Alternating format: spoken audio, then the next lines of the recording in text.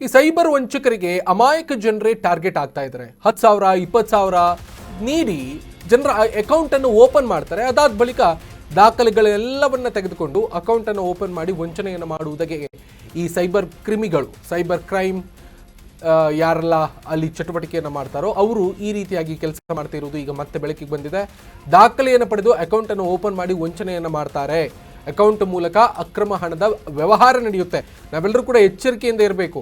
ಎಷ್ಟೋ ಜನ ಬುದ್ಧಿವಂತರೇ ಈ ಸೈಬರ್ ಕ್ರೈಮ್ಗೆ ಬಲಿ ಆಗ್ತಾರೆ. ಈ ಸೈಬರ್ ಕ್ರೈಮು ಮತ್ತು ಬೆಟ್ಟಿಂಗು, ಗೇಮಿಂಗ್ ಆಗಿ ಈ ಹಣವನ್ನು ಬಳಕೆ ಮಾಡ್ತಾ ಇದ್ದಾರೆ. ವಂಚಕರ ಮೇಲೆ CID ಸೈಬರ್ ಕ್ರೈಮ್ ಪೊಲೀಸರು ಈಗ ಒಂದು ಕಾರ್ಯಾಚರಣೆಯನ್ನು ಮಾಡುವುದಕ್ಕೆ ಮುಂದಾಗಿದ್ದಾರೆ ಅನ್ನೋದಾಗಿ ತಿಳಿದು ಬಂದಿದೆ. ನೋಡಿ, ಮನೆಯಲ್ಲೇ ಕೂತ್ಕೊಂಡು ಒಂದು ಲ್ಯಾಪ್ಟಾಪ್ ಇದ್ದರೆ ಸಾಕು ಅಥವಾ ಒಂದು ಮೊಬೈಲ್ ಇದ್ದರೆ ಸಾಕು, ಬೇರೆ ಬೇರೆ ಜಾಲತಾಣಗಳ ಮುಖೇನವಾಗಿ ಒಂದು ಲಿಂಕನ್ನು ಶೇರ್ ಮಾಡೋದು ಅಥವಾ ಮನೆಗೆ ಬಂದು ನೀವು 10,000 ಕೊಡಿ, 20,000 ಕೊಡಿ, ನಾವು ನಿಮಗೆ ಅಕೌಂಟನ್ನು ಕೊಡ್ತೀವಿ, ನಿಮ್ಗೆ ಅದರಿಂದ ಲಾಭ ತಂದು ಕೊಡ್ತೀವಿ ಅನ್ನೋದನ್ನು ಮರಳು ಮಾಡಿ, ಮೈಂಡ್ ವಾಶ್ ಮಾಡಿ, ಯಾರೋ ಪಾಪ ಒಂದೇನೋ ಒಂದು ದುಡ್ಡು ಬರುತ್ತೆ, ಒಂದು ಅತಿಯಾಗಿ ಬೇಗ ದುಡ್ಡು ಮಾಡಬಹುದು ಅನ್ನುವಂತಹ ದೃಷ್ಟಿಯಲ್ಲಿ ಕೆಲವರು ಇದ್ದಷ್ಟು ಪೂರ್ತಿ ಹಣವನ್ನು ಕೊಟ್ಟು ಬಿಡ್ತಾರೆ. ಆದರೆ ವಂಚನೆಗೊಳಗಾಗ್ತಾರೆ ಅಂತ ಇದಕ್ಕೆ ಸಂಬಂಧಪಟ್ಟ ಹಾಗೆ ಅಪ್ಡೇಟ್ಸ್ ಲಭ್ಯ ಆಗ್ತಾ ಇದೆ. ಒಟ್ಟು 42,000ಕ್ಕೂ ಮ್ಯೂಲ್ ಅಕೌಂಟ್ಗಳನ್ನು ಪತ್ತೆ ಮಾಡಲಾಗಿದೆ. ಈಗ ನೋಡಿ, CID ಪೊಲೀಸರು ಮಾಹಿತಿಯನ್ನು ಪಡೆದು ಹಂತ ಹಂತವಾಗಿ ಖಾತೆಗಳ ತಲಾಶ್ ಮಾಡುವಂತಹ ಕೆಲಸಕ್ಕೆ ಈಗ ಮುಂದಾಗಿದ್ದಾರೆ. ಸೆನ್ಗಳಿಂದ ಮಾಹಿತಿ ಕಲೆ ಹಾಕಿ ನೀಡುವಂತೆ ಸೂಚನೆಯನ್ನು ನೀಡಲಾಗಿದೆ. 29 ಸೆನ್ ಠಾಣೆಗಳಿಗೆ ಖಾತೆಯ ಮಾಹಿತಿಯನ್ನು ಸಂಗ್ರಹಿಸುವುದಕ್ಕೆ ಸೂಚನೆಯನ್ನು ಕೊಟ್ಟಿದ್ದಾರೆ ಸೈಬರ್ ಕ್ರೈಮ್ ಪೊಲೀಸರು. ನಾಳೆ ಸಂಜೆಯೊಳಗಾಗಿ ಕಂಪ್ಲೀಟ್ ಆದಂತಹ ಮಾಹಿತಿಯನ್ನು ನೀಡುವುದಕ್ಕೆ ಸೂಚನೆಯನ್ನು ಕೊಟ್ಟಿರುವುದು. ಮೊದಲ ಹಂತವಾಗಿ 152 ಖಾತೆ ವಿವರವನ್ನು ಕೇಳಿದ್ದಾರೆ CID. 42,000 ಅಕೌಂಟ್ ಮಾಹಿತಿಯನ್ನು ಪಡೆಯಲು ನಿರ್ಧಾರವನ್ನು ಮಾಡಲಾಗಿದೆ. ಮ್ಯೂಲ್ ಅಕೌಂಟ್ಗಳ ಅವ್ಯವಹಾರ ತನಿಖೆಯ ಚುರುಕು ಈಗ ಗೊಳ್ತಾ ಇರುವುದು ಗಮನಿಸಬೇಕು. ಈ ರೀತಿಯಾಗಿ ಸೈಬರ್ ವಂಚನೆಗೆ ಒಳಗಾಗುವಂತಹವರು, ಅಮಾಯಕರು ನಿರಂತರ ಅವರ ಸಂಖ್ಯೆ ಹೆಚ್ಚಾಗ್ತಾ ಇದೆ.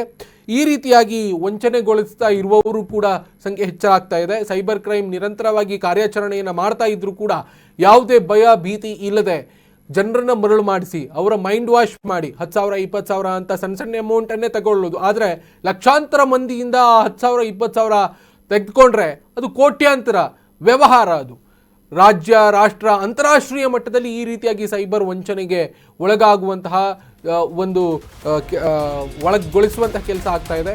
ಸೈಬರ್ ಕ್ರೈಮ್ ಡಿಪಾರ್ಟ್ಮೆಂಟ್ ಅವರು ಹೆಚ್ಚಿನ ಕೆಲಸವನ್ನು ಮಾಡ್ತಾ ಇದ್ದಾರೆ. CID ಸೈಬರ್ ಕ್ರೈಮ್ ವಿಭಾಗದಿಂದ ಮೆಗಾ ಕಾರ್ಯಾಚರಣೆಯನ್ನು ಮಾಡ್ತಿದ್ದಾರೆ ಅನ್ನುವಂಥ ಮಾಹಿತಿ ಇದೆ. ಮ್ಯೂಲ್ ಅಕೌಂಟ್ ಮೂಲಕ ಸೈಬರ್ ಕ್ರೈಮ್ ದಂಧೆಯನ್ನು ಬಯಲುಗೊಳಿಸ್ತಾ ಇದ್ದಾರೆ. ಅಮಾಯಕರ ಖಾತೆ ವಿವರವನ್ನು ಬಳಸಿ ಸೈಬರ್ ಕ್ರೈಮ್ ದಂಧೆ ಮಾಡ್ತಾ ಇರೋದು. ಸೈಬರ್ ದಂಧೆಯ 13 ಮಾಸ್ಟರ್ ಮೈಂಡ್ಗಳ ಬಂಧನ ಆಗಿದೆ. ಸದ್ಯಕ್ಕೆ ರಾಜ್ಯದಲ್ಲಿ 100ಕ್ಕೂ ಹೆಚ್ಚು ಕಡೆ ದಾಳಿಯನ್ನು ನಡೆಸಲಾಗಿದೆ. 13 ಜನರ ಅರೆಸ್ಟ್ ಅನ್ನು ಮಾಡಲಾಗಿದೆ. ಇಂದು ದಾಳಿ ನಡೆಸಿ ಆರೋಪಿಗಳನ್ನ CID ಪೊಲೀಸರು ಬಂಧಿಸಿದ್ದಾರೆ ಅನ್ನುವಂಥ ಮಾಹಿತಿ ಕೂಡ ಸದ್ಯಕ್ಕಿದೆ. CIDಯ ವಿಭಾಗದ DGP ಪ್ರಣವ್ ಮೊಹಂತಿ ಜೊತೆಗೆ SP ಶರತ್ ನೇತೃತ್ವದಲ್ಲಿ ತನಿಖೆಯನ್ನು ಮುಂದುವರಿಸಿದ್ದಾರೆ ಅನ್ನುವಂಥ ಮಾಹಿತಿ ಸದ್ಯಕ್ಕೆ ಲಭ್ಯ ಆಗಿರೋದು ಗಮನಿಸಿ. 13 ಸೈಬರ್ ಕ್ರೈಮಲ್ಲಿ ತೊಡಗಿಕೊಂಡಿರುವಂತಹ ಈ ಜಾಲದಲ್ಲಿ ತೊಡಗಿಕೊಂಡಿರುವಂತಹ 13 ಆರೋಪಿಗಳನ್ನು ಬಂಧಿಸಿದ್ದಾರೆ. ಎಷ್ಟೆಷ್ಟು ರೀತಿಯಲ್ಲಿ ನೀವು ವಂಚನೆಗೊಳಿಸ್ತಿದ್ದೀರಿ, ಎಷ್ಟು ಖಾತೆಗಳನ್ನು ತೆರೆದಿದ್ದೀರಿ, ಎಷ್ಟು ಅಕ್ರಮವಾಗಿ ಹಣವನ್ನು ವ್ಯವಹಾರ ಮಾಡಿದ್ದೀರಿ, ರಾಷ್ಟ್ರ ಅಂತಾರಾಷ್ಟ್ರೀಯ ಮಟ್ಟದಲ್ಲಿ ಈ ಸೈಬರ್ ಕ್ರೈಮನ್ನು ಬಳಸಿಕೊಳ್ಳುವುದರ ಮುಖೇನವಾಗಿ ಕೋಟ್ಯಾಂತರ ರೂಪಾಯಿ ವ್ಯವಹಾರಗಳನ್ನು ಮಾಡೋದು.